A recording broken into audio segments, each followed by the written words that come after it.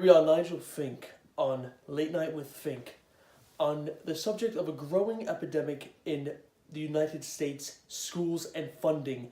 Today we are with gym teacher Kevin Alonso of the state of New Jersey, who's a physical education teacher, here to talk about the underfunding of schools in our nation. Kevin, thank you for joining me. Thank you for having me, Nigel. Now, let's get down to business. Now, Kevin, what is physical education to you? Well, Nigel, physical education, as per the Merriam-Webster dictionary, states that it's the education of the human body through physical exercises. Now, Kevin, if you want to be technical, of course, that's the answer. But what does physical education mean to you?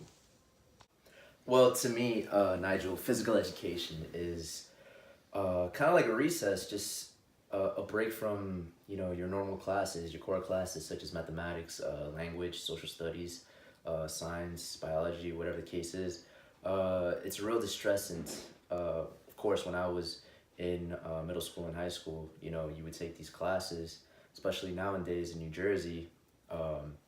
You would just leave these classes, stressed out and whatnot about your grades or whatever's going on back home, and you just go to phys ed and you just feel alive. You're interacting with people, and you feel like you're bonding, and you feel like you have a break and just breathing. I can see you're putting all your heart into the physical education programs and your students.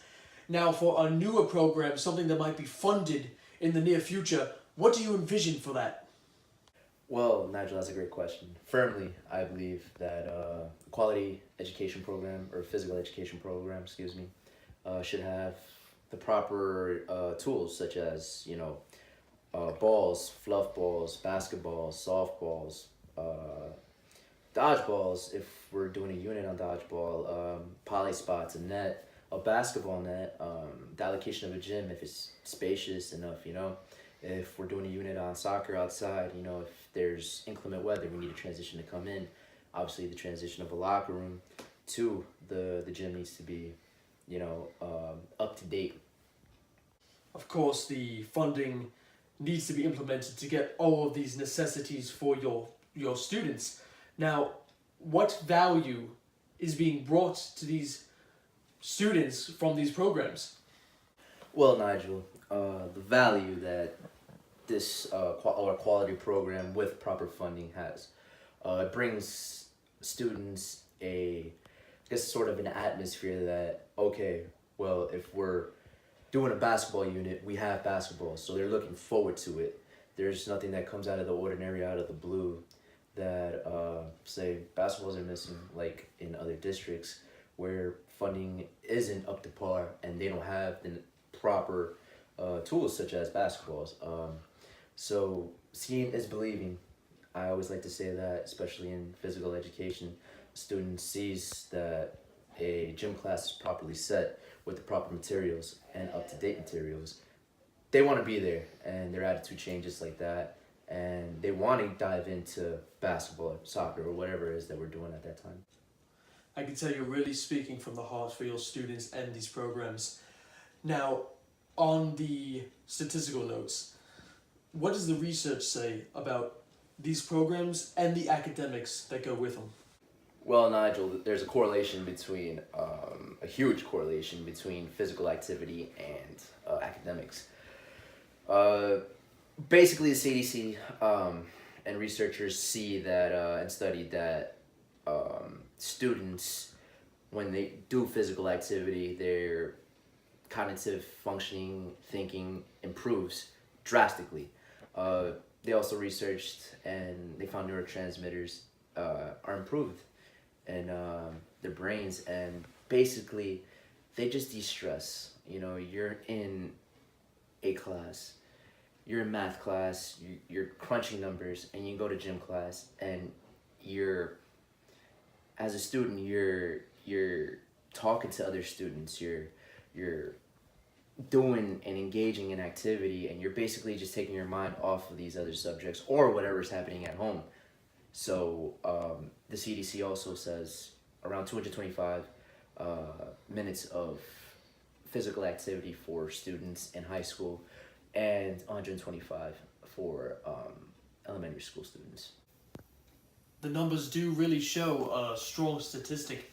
Now, to you, obviously all of your students throughout the day, besides your class, are sitting in a chair for 40 minutes at a time.